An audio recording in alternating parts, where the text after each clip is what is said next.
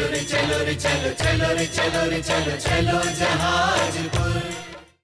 धर्म स्नेही बंधुओं, भोजन करते हैं और मन पसंद करते हैं तो थोड़ी देर के लिए तृप्ति होती है, थोड़ी देर के लिए मन खुश हो जाता है ना।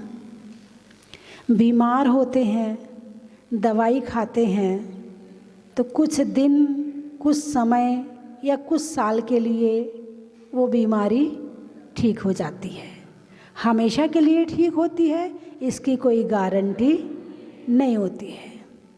कोई डॉक्टर ये गारंटी नहीं दे सकता है कि हमने आपको बुखार की दवाई दी है तो आज के बाद आपको कभी बुखार नहीं आएगा। कोई गारंटी नहीं है। अभी खाया है, 4 दिन बाद फिर आ जाए, महीना भर बाद फिर आ जाए, 6 महीने बाद फिर आ जाए, इसकी कोई गारंटी नहीं है ना। लेकिन अमृत, देवता जो हैं अमृत पीते हैं तो अमृत पीने से उनकी उम्र लंबी हो जाती है, निरोग रहते हैं, उन्हें कोई बीमारी नहीं रहती है। क्यों? क्योंकि वो अमृत पीते हैं। और यहाँ छेढ़ाला में पंडित दौलत राम जी कहते हैं, ज्ञान समान न आन जगत में सुख को कारण, यह परमामृत, अमृत नहीं परम अमृत, यह परमामृत जन्म जरा मृत्यु रोग उदाहरण, यानी इससे उद्धार कर देता है, दूर कर देता है। कौन? ज्ञान। ज्ञान समान न आन जगत में, सुख का कारण क्या है? ज्ञान। और जन्म जरा मृत्यु के नाश का कारण क्या है? ज्ञान। यही परमामृत, इसको परम अमृत कहा है। अमृत, यदि ये अमृत पी लिया तो अजर अमर और अविनाशी हो जाओगे। कभी फिर तुम्हें बार बार जन्म और मरण नहीं करना पड़ेंगे, ये संसार के दुख नहीं भोगने पड़ेंगे, बार बार से आकर गतियों में घूम घूम के जन्म मरण नहीं करना पड़ेगा। कब? जब ज्ञान रूपी परम अमृत का पान करोगे। आप कहोगे माता जी आप क्या कहना चाहती हैं, हमें ज्ञान नहीं है? अरे बोलिए ना, हो सकता है आप ये कहना चाहो कि माता जी क्या हमें ज्ञान नहीं है, हमें आपने बिना ज्ञान का समझ रखा है। नहीं नहीं, आपके अंदर तो केवल ज्ञान है। क्या? आपके अंदर तो केवल ज्ञान है, मगर अभी ढका हुआ है मिथ्यात्व से, अज्ञान से, मोह से, राग और द्वेष से। ये ज्ञान ढका हुआ है। वो ज्ञान कैसे उघड़े? तो सम्यक दर्शन, सम्यक ज्ञान से, सम्यक चारित्र से। तो फिर ये सुख कैसे मिलेगा? यदि आपके पास ज्ञान है और फिर भी आप दुखी हैं तो इसका मतलब ये हुआ कि घर में दवाई रखी है मगर खा नहीं रहे हैं। दवाई खाओगे तभी तो ठीक होगी ना। मंदिर क्यों आते हो? क्या लेने आते हो भगवान से?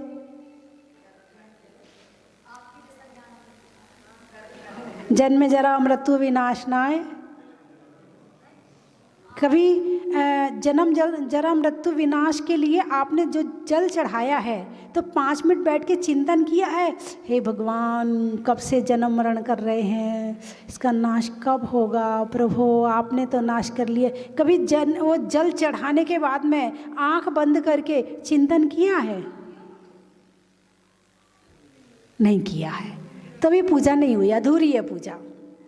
ये पूजा आपको याद दिलाना चाहती है कि जन्म मरण दुख है, और यहाँ तो बर्थडे पार्टी चलती है तो कहाँ से दुख है? आज मेरा बर्थडे है, आज मेरा बर्थडे है, और यहाँ कह रहे जन्म जरा मृत्यु विनाशनाय जलम निर्वपामिति स्वाहा।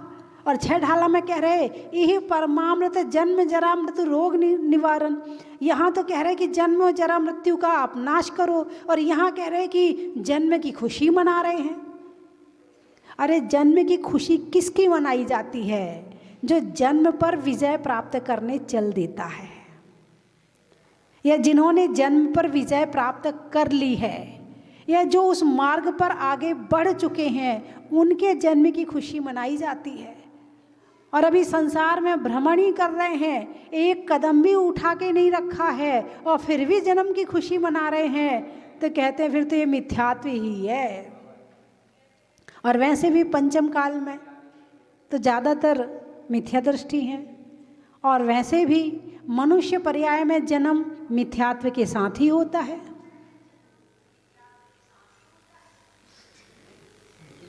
तो इस तरह से जन्म जरा मृत्यु तो ये कैसे नाश होगा? सबसे पहले तो ये श्रद्धान करना पड़ेगा कि ये जो जन्म है इसके नाश करने के लिए हम धर्म करते हैं। इस मृत्यु के नाश करने के लिए धर्म करते हैं। यदि उद्देश्य ही नहीं बनाया और काम किए जा रहे, जाना कहाँ है ये पता ही नहीं है, और चले जा रहे, पूजा भी कर ली, माला भी फेर ली, तीर्थ यात्रा भी कर ली, प्रवचन भी सुन लिए, सब कर लिया, और फिर भी बर्थडे पार्टी चल रही है, तो समझना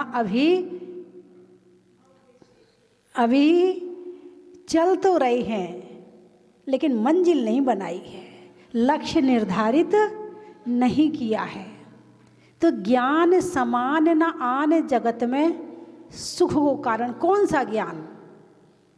एकत्व का ज्ञान, अन्यत्व का ज्ञान। कौन सा ज्ञान? 12 भावना होती है ना, कौन कौन सी? नाम बताओ।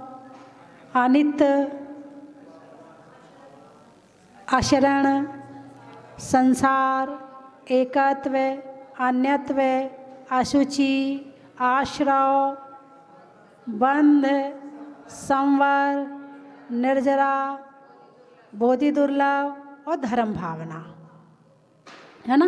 ये 12 भावना होती हैं। इनमें से एकत्व भावना, कौन सी भावना? जन्मे मरे अकेला चेतन, सुख दुख का भोगी, और किसी का क्या एक दिन, यह देह जुदी होती।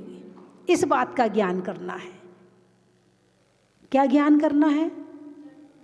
जन्मे मरे अकेला चेतन। जब जन्मता है तो अकेला होता है, जब मरता है तो अकेला होता है। ये मेला तो यहीं का है। आप मेला देखने कभी गए हो? अरे बोलिए ना, मेला देखने गए ना? मेले में बहुत भीड़ होती है, बहुत भीड़ होती है, लेकिन कौन है वहाँ तुम्हारा? मेला तो मेला है, कितनी भी भीड़ हो जाए मगर कोई भी मेरा नहीं है। ऐसे ये संसार एक मेला है। हम कितना भी साथ रह लें मगर कोई साथ हमारे नहीं है। जन्मे मरे अकेला चेतन, सुख दुख का भोगी, और किसी का क्या एक दिन, यह देह जुदी होगी। औरों की साथ की, औरों की संगति की बात क्या करें, ये शरीर ही छूट जाएगा। जब इस दुनिया से जाएंगे तो धन भी छूटेगा, सोना भी छूटेगा, चांदी भी छूटेगी, ये महल मकान भी छूटेंगे, बच्चे भी छूटेंगे, और यहाँ तक कि ये शरीर भी छूटेगा। ये शरीर भी तुम्हारे साथ जाने वाला नहीं है। तो ये मेला है। मेले में आदमी सामने वाले से प्रेम कितना करता है, बस ठीक है मेले में मिल गया, मेले का मित्र है, और बाकी अपने चलो भाई अपना टाइम हो गया। तो जिसका टाइम होता जाएगा वो जाता जाएगा। ये ज्ञान करना है। ज्ञान तो है लेकिन ये ज्ञान अंदर नहीं है, ये अंदर नहीं पहुंच पाता है। ये केवल ऊपर ही ऊपर रहता है, समझाने के लिए रहता है, दूसरों को समझाना। किसी की कोई घटना घटती है उसे समझाते भाई सब्र रख, है ना, हाँ थोड़ी शांति रख, इतना मत रो, ठीक है तुम्हारा उनका इतने दिन का संयोग था, हो गया पूरा, वो चला गया, हो गया, समझा रहे हैं। जब वही घटना उनके साथ घट जाए फिर उन्हें और लोग समझाते हैं, हम दूसरों को समझाने वाला ज्ञान तो रखते हैं, मगर खुद को समझाने वाला ज्ञान नहीं है। और जहाँ खुद को समझाने वाला ज्ञान आ जाएगा वो ही सच्चा ज्ञान है।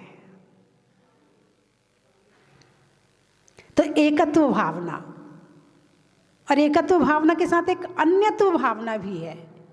पहले तो बता दिया मैं अकेला हूँ, जन्मे मरे अकेला चेतन, सुख दुख का भोगी, और किसी का क्या एक दिन यह देह जुदी होगी।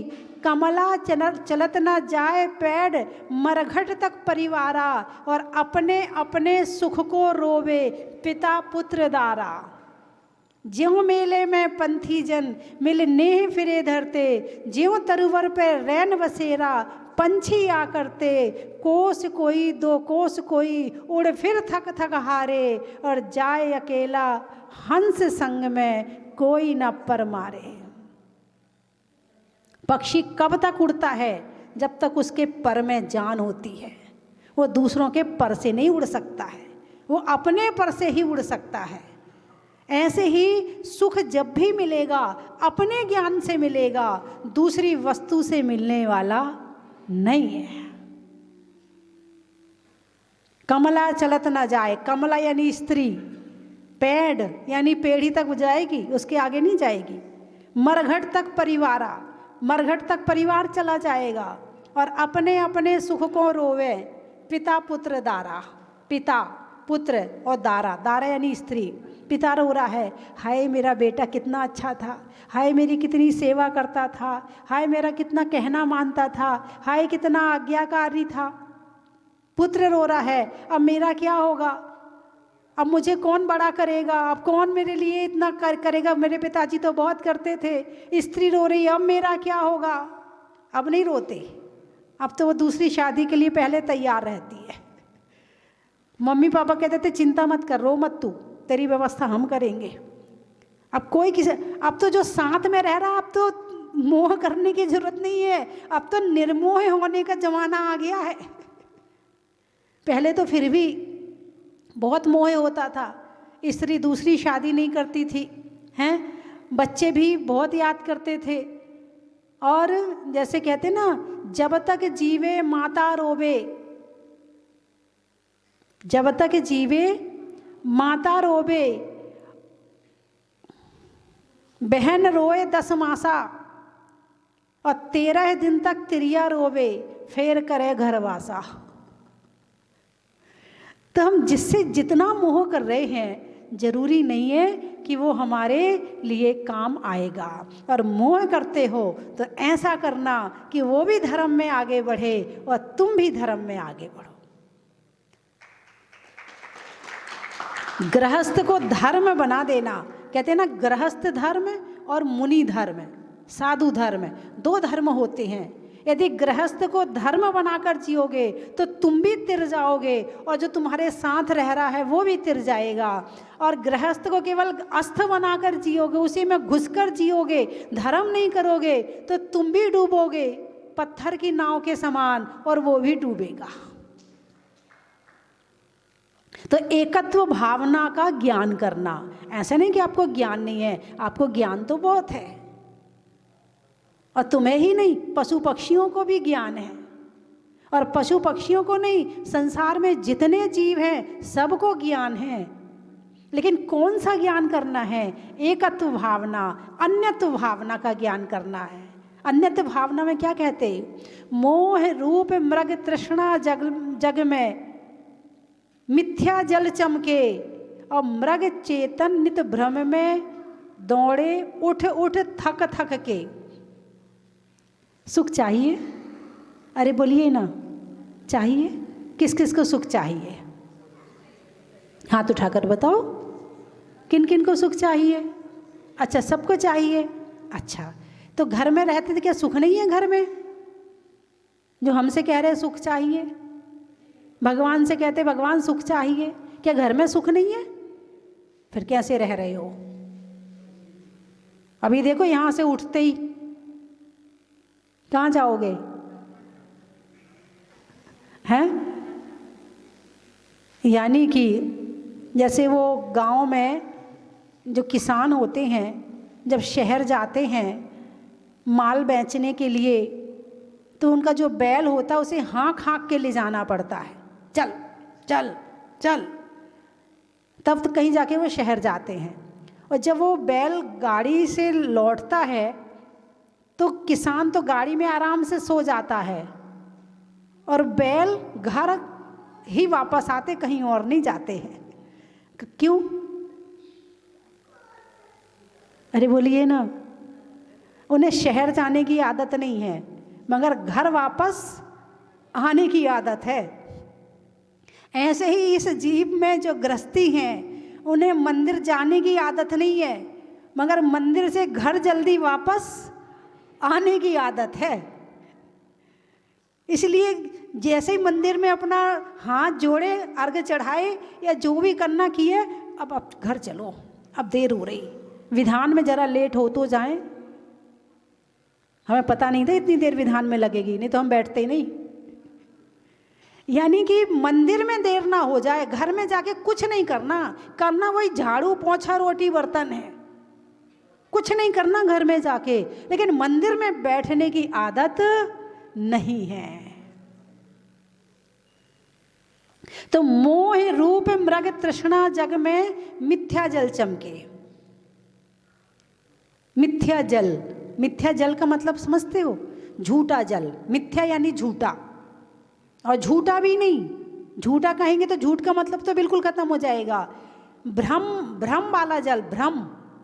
जैसे कि एक राजस्थान में रेगिस्तान में एक मृग है, उसे प्यास लगी तो वो रेत के टीले पर खड़ा होकर देखता है चारों तरफ पानी कहाँ है।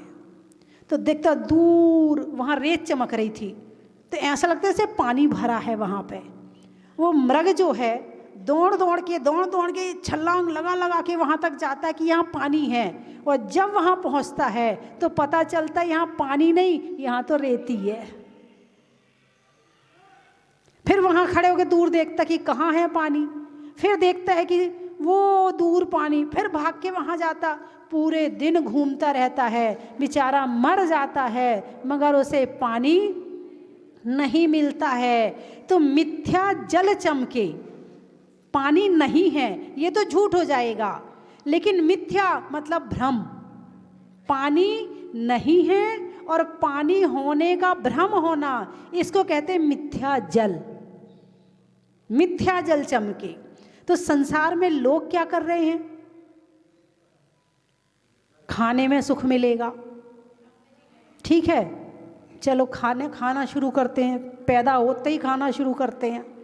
अब खाते खाते एक दिन ऐसा आता है, डॉक्टर कहता है चीनी नहीं खाना, घी नहीं खाना, आपकी शुगर बढ़ रही है। डॉक्टर कहता है आपका बीपी बढ़ रहा है, आप नमक नहीं खाना, वो खाना भी छूट जाता है। ठीक है, जो खाते वो नुकसान करने लगता है। खाने में सुख मिलेगा सोचा था मगर दुख मिल गया। क्या सोचा था? खाने में सुख मिलेगा, मिला क्या? दुख मिला। शादी में जाते हो, खूब सज संवर के जाते हो, और जब वहाँ से आते हो बीमार हो जाते हो। सोचा था सुख मिलेगा, मिल गया दुख। सोचा था शादी करने के बाद बहुत सुख मिलता है, और जब शादी हो जाती है, अरे बोलिए ना, बैठे ना, शादी वाले सब बैठे हैं, अब तो सब मजबूरी के मारे बैठे, टिकना पड़ेगा, नहीं तो आधे तो ऐसे हैं कि निकल जाएं। आधे से ज़्यादा लोग ऐसे हैं कि यदि कोई कहे कि हम जिम्मेवारी संभाल रहे हैं, आप तो निकल जाओ, लेकिन अब मोह पड़ गया है, अब कैसे निकल जाए। अब तो दुख भी मिल रहा है फिर भी नहीं निकल रहे हैं। बुढ़ापा आ गया, भाई अब तो निकल जाओ, अब तो कोई नहीं पूछ रहा तुम्हें घर में, अब तो तुम्हें घर में कोई कहते हैं ना, फटे पत्ते को नहीं पूछता, एक कहावत है ना, फटे पत्ते को नहीं पूछता। अब तो तुम्हें कोई नहीं पूछता, अब तो निकल जाओ घर से। दुकान से बेटा भगा देता है, घर में पत्नी बड़बड़ाती है, उधर नाती पोते कहते हैं भाई शांत रखा करो बाबा जी, आप बहुत बोलते हो। अरे अब तो निकल जाओ, अब कैसे निकल जाएं? इनके बिना मन नहीं लगता, जब तक सबकी सुन ना लें तब तक मन नहीं लगता। उन्हें वही अच्छा लगता है। यानी गृहस्थी में हर स्टेप पर इंसान सुख की आशा करता है और हर जगह से दुख ही मिलता है, उसके बाद भी नहीं निकलता है। चलो, हमारे पुराने समय में जो पुराने लोग हैं वो तो दुख पाकर भी जी रहे हैं, दुख पाकर भी टिके हुए हैं। लेकिन जो हमारी ये आने वाली पीढ़ी है, इसके पास तो ना सहनशीलता है ना धैर्य है। ये तो अच्छे अच्छे बच्चे, आजकल के पढ़े लिखे बच्चे आत्महत्या कर रहे हैं। बोलिए हाँ या ना? फिर ज्ञान किस बात का? फिर काहे का ज्ञान जिसने तुम्हें सुख नहीं दिया, जिसने तुम्हारी आत्महत्या करवाने को तुम्हें मजबूर कर दिया? ऐसा किस बात का ज्ञान? नहीं कलेक्टर बनेंगे, नहीं ये बनेंगे, नहीं वो बनेंगे, ये किस बात का ज्ञान हुआ? यहाँ कह रहे हैं कि ज्ञान समान न आन जगत में सुख को कारण, और यहाँ ज्ञान आत्महत्या करवा रहा है, तो वो ज्ञान हुआ क्या?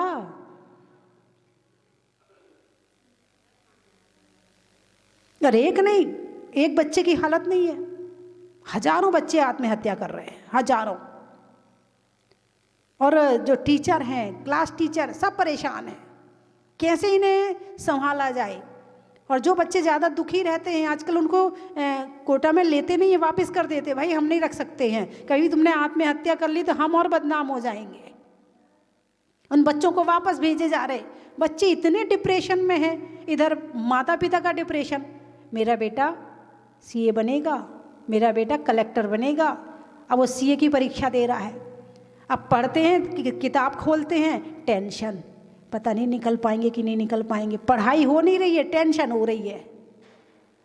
मम्मी पापा ने इतना पैसा लगाया है, इतना पैसा खर्च सकते, 3 बार नहीं निकल पाए, फिर 1 साल भी खराब हो गया, अब और टेंशन, अब और टेंशन। अब पढ़ाई कम होती जा रही है और टेंशन ज़्यादा होता जा रहा है। इधर माँ का चेहरा दुखी, टेंशन में, बेटा निकल नहीं पाया, बेटा ऐसा नहीं हो पाया।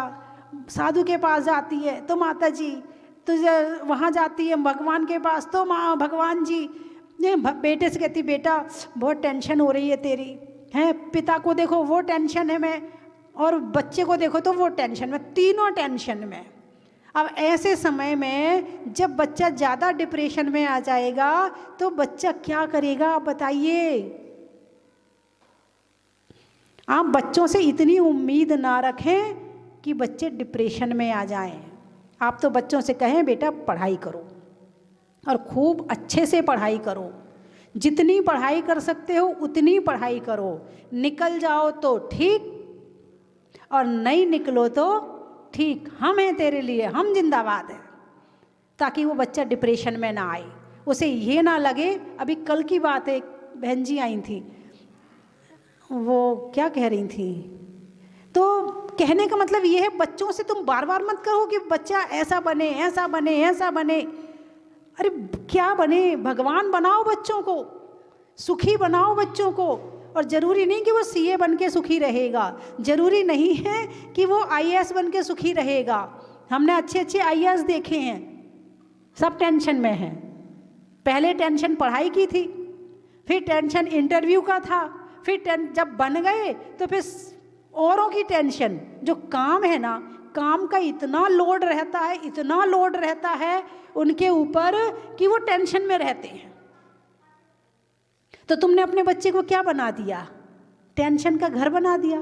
उसके जीवन को सुखी किया कि दुखी किया? अरे बोलिए ना। हाँ, बच्चा होशियार है, बेटा तू पढ़, पढ़ाने की जिम्मेवारी हमारी है।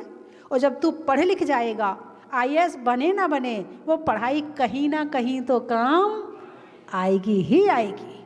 क्योंकि पढ़ने से दृष्टिकोण विकसित हो जाता है, बाहर का ज्ञान हो जाता है। तो जरूरी नहीं कि वो वहीं काम आए, वो पढ़ाई कहीं ना कहीं काम जरूर आएगी। तो आजकल बच्चों को दुखी करने में उनके माता पिता का सबसे बड़ा हाथ है, सबसे बड़ा हाथ उनके माता पिता का। वो इतना 2.5 साल का, मम्मी को टेंशन हो गई, माता जी ये पढ़ता नहीं है, अरे भाई उसको जीने दो तो थोड़ी बहुत तो जिंदगी जी लेने तो शांति की।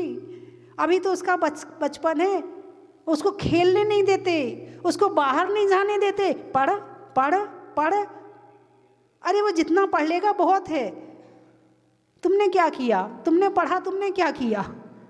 और ठीक है बच्चों को भी थोड़ी फ्री रहने दो, लेकिन नहीं, बच्चों को इतना डिप्रेस कर देते हैं कि बच्चा बेचारा जीने लायक नहीं रहता है। इधर टीचर को उम्मीद है कि मेरे स्कूल का नाम होगा, इधर माता पिता को उम्मीद है मेरा नाम होगा, इधर स्टेट को उम्मीद है मेरे राज्य का नाम होगा, ऐसी पढ़ाई करवाओ। पढ़ाई करवा करवा के तुम उसके दिमाग को कमज़ोर कर रहे हो और आने वाली पीढ़ी को कमज़ोर कर रहे हो। ये झूठा भ्रम है कि बाहर के ज्ञान से सुख बढ़ जाएगा। कौन सा ज्ञान सुख देगा? एकत्व भावना और अन्यत्व भावना का ज्ञान सुख देगा। उसे ध्यान सिखाओ, उसे धर्म की बात सिखाओ, उसे आत्मा की बात सिखाओ, उसे जीव और पुद्गल की बात सिखाओ। उसे कहो बेटा कि जो हम दुनिया में जी रहे हैं ये दुनिया सब कुछ नहीं है, इसके पहले भी कोई दुनिया में हम थे और इसके आगे भी कोई दुनिया है।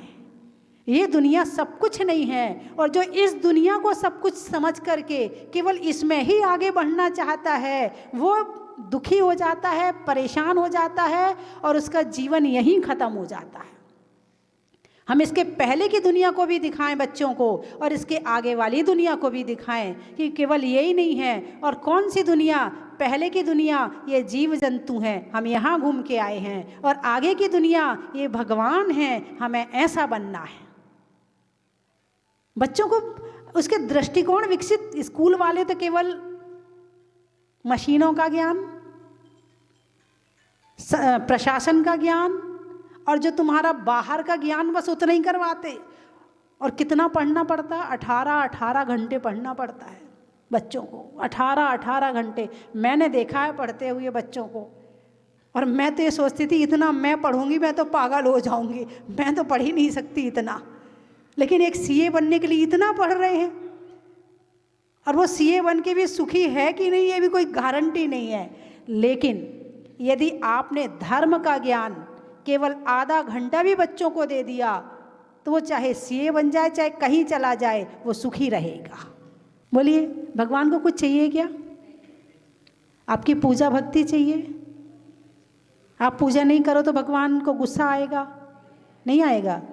अच्छा, भगवान के दर्शन करने नहीं आओगे तो डांटेंगे तुम्हें भगवान जी, नाराज़ हो जाएंगे। कुछ लोग तो मंदिर इसलिए जाते भगवान नाराज़ ना हो जाएं। कुछ लोग तो मंदिर इसलिए जाते हैं कि भगवान जी नाराज, बिल्कुल चिंता ना करना, भगवान नाराज नहीं होते। तुम्हारी अटकी हो तो मंदिर जाना, तुम्हें सुखी होना हो तो मंदिर जाना, क्योंकि ये संसार के सबसे सुखी जीव हैं। इनसे बड़ा सुखी दुनिया में कोई नहीं है। इनके भक्त बन जाओ भाई, जैसा बनना हो उनकी संगति करो। जिसको सीए बनना है तो सीए के नीचे काम करता है, वकील बनना है तो वकील के नीचे काम करता है, यदि जौहरी बनना है तो पहले किसी दुकान में जाके काम करता है, सीखना तो पड़ता है ना। और आपको सुखी बनना है तो किसके नीचे आना पड़ेगा? हाँ, देव, शास्त्र और गुरु की संगति में आना होगा।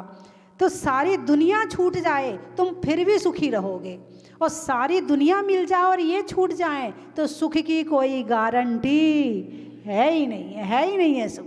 मिथ्या जल चमके, इस संसार का सुख मिथ्या जल के समान है, और बस इसी में सारी दुनिया लगी है। और एक बार भूकंप आ जाए तो सारा सुख खत्म, तुम्हारी जिंदगी भर की मेहनत खत्म। होता कि नहीं होता? कहीं भूकंप आया था तो वहाँ जितने मकान थे सब गिर गए, सब टूट गए। भाई मकान क्यों बनाया था? सुख के लिए। किसके लिए? ऐसी दीवार बनाऊंगा, ऐसा कलर करवाऊंगा, ऐसा ये लगाऊंगा। किया था कि नहीं किया था? और सुख मिनट में, अरे चलो भूकंप ने किया, हम ही इस दुनिया से चले जाएं तो फिर काय का सुख। एक व्यक्ति ने खूब अच्छा मकान बनाया कई साल लग के, और जैसे ही उनका उस घर में प्रवेश हुआ उसकी डेथ हो गई। सच्ची घटना है, उसकी डेथ हो गई। अब वो घर वाले उस मकान को कोसते हैं। अरे मकान को ना कोसो, ये तो कल नहीं तो आज ये मकान छूट नहीं था, आज नहीं तो कल ये परिवार छूटना है, ये घर छूटना है, ये मकान छूटना है। यहाँ अजर अमर होकर कोई भी नहीं आया है। तो जितनी जिंदगी मिली है, इस जिंदगी को सार्थक करना है तो केवल धर्म के माध्यम से ही हो सकती है। दुनिया में कोई दूसरा माध्यम है ही नहीं है। तो अपने बच्चों को ऐसे संस्कार दो, ऐसा ज्ञान सिखाओ कि चाहे वो पूना चले जाएं, चाहे वो कहीं चले जाएं पढ़ने के लिए, वो कभी गलत काम ना करें, वो कभी आत्महत्या ना करें, अपना धैर्य ना खोएं, हैं, परेशान ना हों और हर स्थिति में दृढ़ बन के स्तंभ बन के खड़े रहें। ऐसा मजबूत बना के भेजो अपने बच्चों को, और नहीं तो भेजना मत, अपने घर में ही पढ़ाना। लेकिन आजकल के बच्चे भी तो ऐसे, मम्मी मेरा दोस्त जा रहा है, मम्मी मेरी सहेली जा रही है, मैं भी जाऊंगी बाहर पढ़ने के लिए, तुम कैसी मम्मी हो, मुझे भेजती नहीं हो, तुम अच्छी मम्मी नहीं हो। वो बच्चे भी इतने ब्लैकमेल करते हैं कि माँ बाप को कई बार भेजना पड़ता है। लेकिन जब तक मजबूत ना बना दो अपने बच्चों को, तब तक घर से बाहर मत निकालना, क्योंकि अकेले जीना सबके बस की बात नहीं है। परिवार में सुरक्षा है, परिवार में स्थिरता है, परिवार में देख रेख है, हर स्थिति में परिवार हमारी रक्षा करता है। अकेले रहना बहुत मुश्किल का काम है। इसलिए अपने बच्चे जब तक मजबूत ना हो जाएं, तब तक घर से मत निकालना, है ना। चलिए, समय हो गया है। तो सबसे बड़ा अमृत कौन सा है? ज्ञान का। कौन सा ज्ञान? सम्यक ज्ञान। ज्ञान तो कॉलेज में भी मिलता है, ज्ञान तो स्कूल में भी मिलता है, लेकिन अब आने वाले समय में स्कूल और कॉलेज वालों को भी आध्यात्मिक ज्ञान देना पड़ेगा, वरना आने वाली पीढ़ी आधी पागल हो जाएगी, आधी झक्की हो जाएगी। यदि कॉलेज और स्कूल वालों ने आध्यात्मिक ज्ञान शुरू नहीं किया तो उनके जो जितने स्टूडेंट हैं सब डिप्रेशन में आ जाएंगे। इसलिए स्कूल के माध्यम से अब धर्म की शिक्षा देना जरूरी है, क्योंकि आजकल के माँ बाप ने भी सोच लिया है कि स्कूल में ही शिक्षा मिलती तो मंदिर छोड़, पाठशाला छोड़, धर्म का ज्ञान छोड़ स्कूल भेजते हैं। तब स्कूल वालों को ही कुछ करना पड़ेगा, तभी ये हमारी आने वाली पीढ़ी सुखी हो पाएगी। भगवान जी भी बहुत अच्छे हैं, इसलिए लोग भी बहुत अच्छे हैं। चलिए, मैं 3 चीज़ें बोलूँगी, आपको कहना बड़ा ही महत्व है।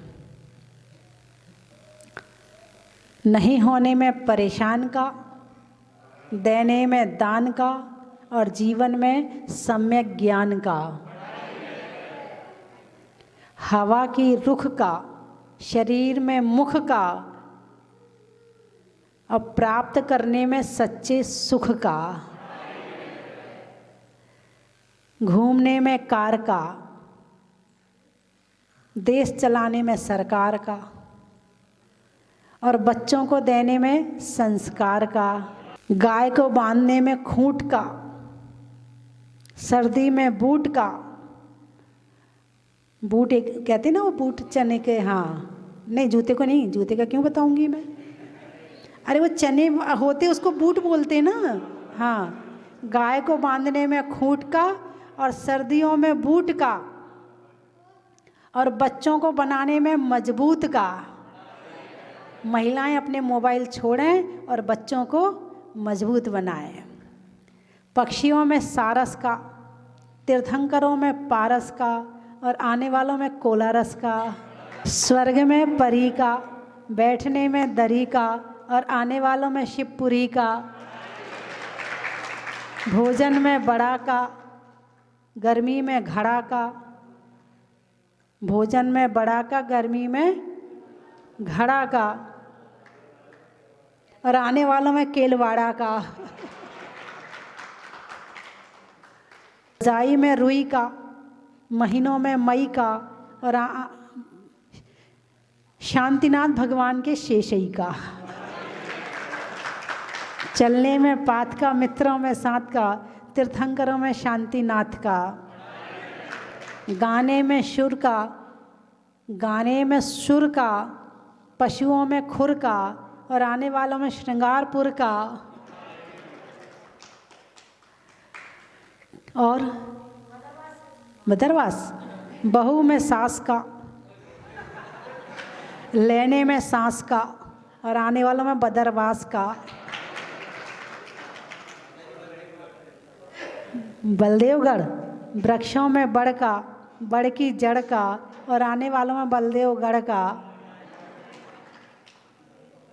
और खतौरा, अच्छा, भोजन में बरा का, सतियों में अनंग शरा का, और आने वालों में खतौरा का। खेत में धान का, शादी में पान का, और अब होने वाले शांति विधान का।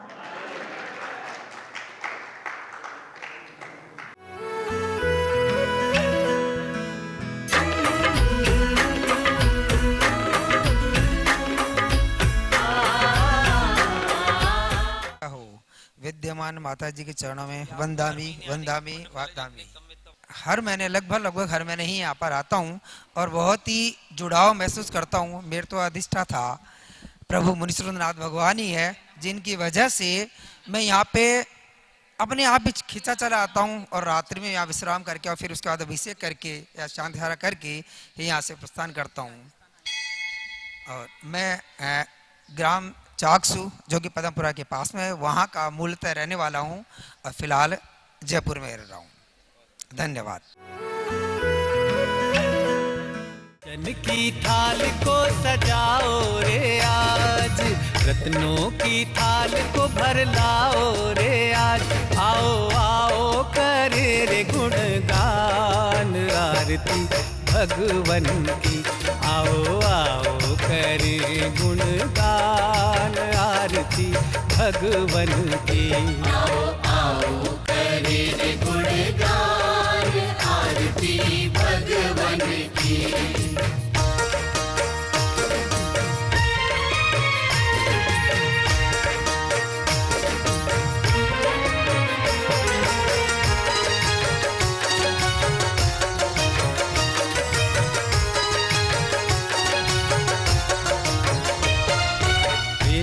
सुमित्र के राज दुलारे, माँ पद्मा जी के नैनों के तारे।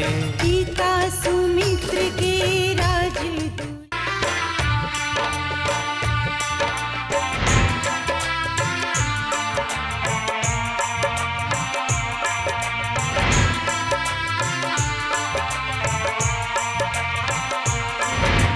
चलो रे चलो रे चलो चलो रे चलो रे चलो चलो जहाजपुर।